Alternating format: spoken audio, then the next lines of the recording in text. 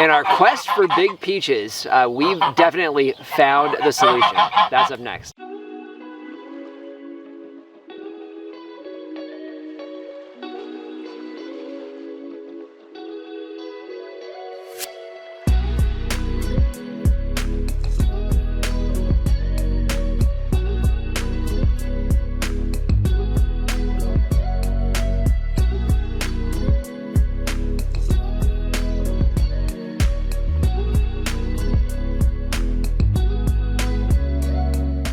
Hello everyone, this is Dwayne with Edge of Nowhere Farm, and we're coming to you very early at the end of March in 2024. So if you guys have been following us along, you know that we have over 180 fruiting trees, vines, and shrubs here on this new farm in Arizona. One of the things that we really love growing is peaches. So peaches have some unique challenges, but one of the things we have noticed here growing them in the desert is they're extremely productive. In fact, too productive. This is one of our Florida Prince peach trees. Now, we've actually been doing some thinning on these. We left this tree for you guys specifically so we can show you some of the challenges that you're gonna face. So we're about a little over a month before these peaches are gonna be ripe. And if you can see, this one tip of a single branch is loaded with probably 50 or 60 tiny peaches. We're gonna be doing some thinning on these trees. And we're gonna show you what you wanna look for as you thin. So one of the challenges we all face when it comes to fruit growing is overproduction and the real desire to want to maintain all of that production. The problem is the tree itself cannot maintain this. I've got a section here that's about a foot long. I counted how many individual peachlets there are.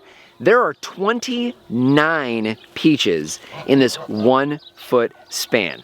That is just not gonna cut it. So what we're gonna do, we're gonna go ahead and thin this so you get an idea of how much you actually wanna keep on a single branch like this.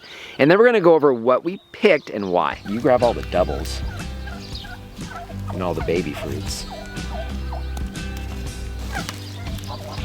We'll save one in the back there. I wanna see one here. I'm thinking maybe this one back there. Yeah. This one in the back, just over about 4 inches, 4 inches. Really could lose that third one, but I'm gonna save it for now. You can see we have one, it's back here hidden, 1, 2, 3 peaches. Now, this is still too many. So once we get a little more growth in here, we'll probably come back and thin, but we do start getting a little bit of bird damage, so we wind up having an extra peach or so on these branches, which may not be ideal. So you get an idea of just how much came off of this. A lot of fruit came off of this branch as compared to what is still on here. Now we do focus on a couple specific types of fruit that we're pulling. The first thing that we'll do is we'll pull anything that's damaged. So anything that's got any little peck marks. We had some late frost this year, so any splits or holes in the fruit, those come off first. Any fruit that's a little small, you can tell it's stunted. That one may not fully ripen all the way and develop. We pull all those. And any doubles. A lot of these trees will put on double fruit. Both flowers that are basically attached to each other will pollinate. That double fruit will not ripen all the way. So it could also get disease in the middle, so we don't want that double. Then we obviously try to find the placement of the fruit itself. We want to have at least 4 to 6 inches between all the peaches, and ideally not anything that's at the very tip of each of the branches. There were actually 3 peaches here right at the very tip. So even spacing, you want to pull specific types of fruit. And of course, we pulled probably 70, 80, maybe even 90% of the fruit off of this individual branch. Large peaches is what we're looking for. We don't want a bunch of baby peaches. There's another reason why you have to do this type of thinning early in the season. One of the things that we have planned for the farm here is a U-pick with our peaches. So we've got a few different varieties, the Florida Prince definitely being one of those we want to have folks come out and try. So we're working on adding additional production on these now 4-year-old trees. So part of that is establishing a higher canopy, although not too high, so still reachable, and then a lower canopy. So I've got a higher branch here on this main scaffold and a lower branch. Now the challenge with the lower branch, as you can probably see, is all of the fruit on here, which is probably a couple hundred pieces, is already weighing this branch down towards the ground. Eventually this could snap this entire branch off, which is an even bigger problem. So we want to maintain some production on this, but we also need to make sure we're taking care of the tree.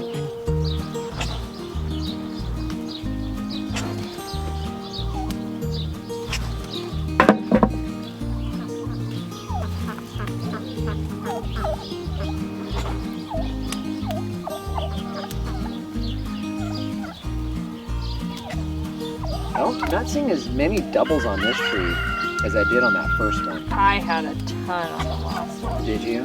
Yeah. So fast, you've already done all that?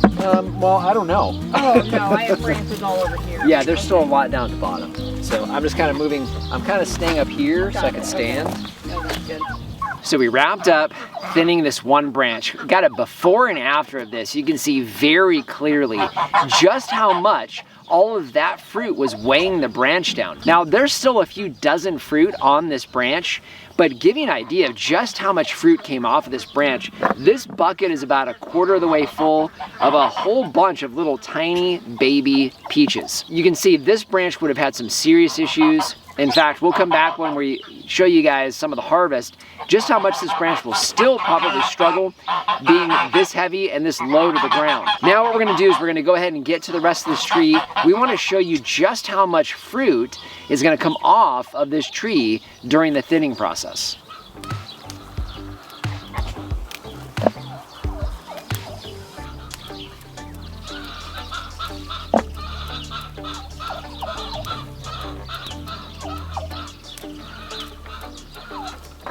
We have two nearly full 5-gallon buckets of fruit that really would have never ripened well for us. So we're doing all of this by hand, and the main reason that we do that is because all of our trees really struggled during the summer months. So we've pretty much completely abandoned summer pruning. We don't want to do any pruning cuts on these trees just coming out of dormancy because we need them putting on as much growth now for fruiting wood next year. So if you're in an area that doesn't have that same problem, you definitely could be lopping some of these branches off to really do that heavy thinning at this point. And if I didn't mention this before, we have been thinning these trees here over the last week or two. Ideally, these fruit wouldn't be quite the same size. Right now, we're looking at fruit that are about the size of a quarter. We usually like to go about the size of a dime or a nickel, so these might be just a little bit big. One other thing, you can do blossom pruning, but we prefer not to do that. We'd rather have our fruit set completely, make sure they're gonna hold on the tree so we know we've got a really good fruit set and plenty of fruit that's gonna hold all the way through ripening.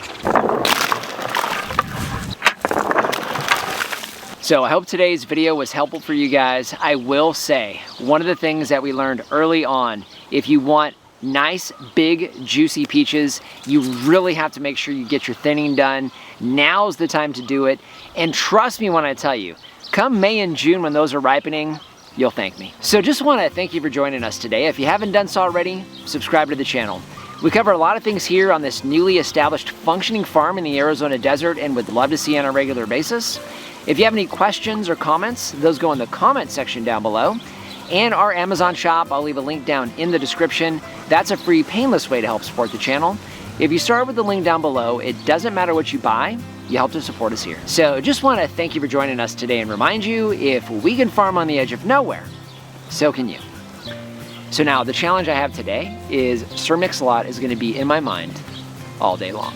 Sir Mix-a-Lot? Oh yeah. For what? Baby got back. I'm talking about peaches. I've been talking about peaches all morning long. Baby got back? That's right. You know. Do you even know what I'm talking about?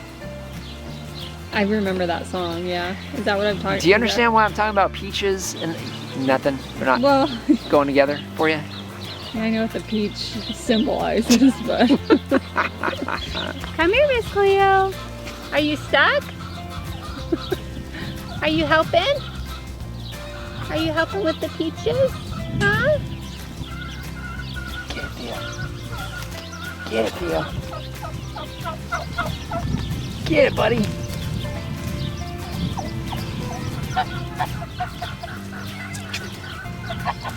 I like big peaches, I cannot lie. You weren't ready for that, were you? So if you like big peaches,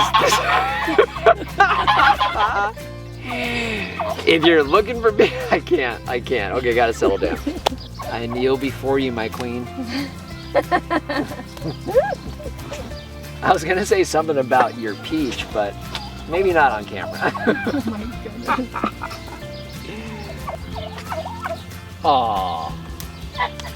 I did the unthinkable. Like a ranch. Yep. Dang it. Happens. Yeah.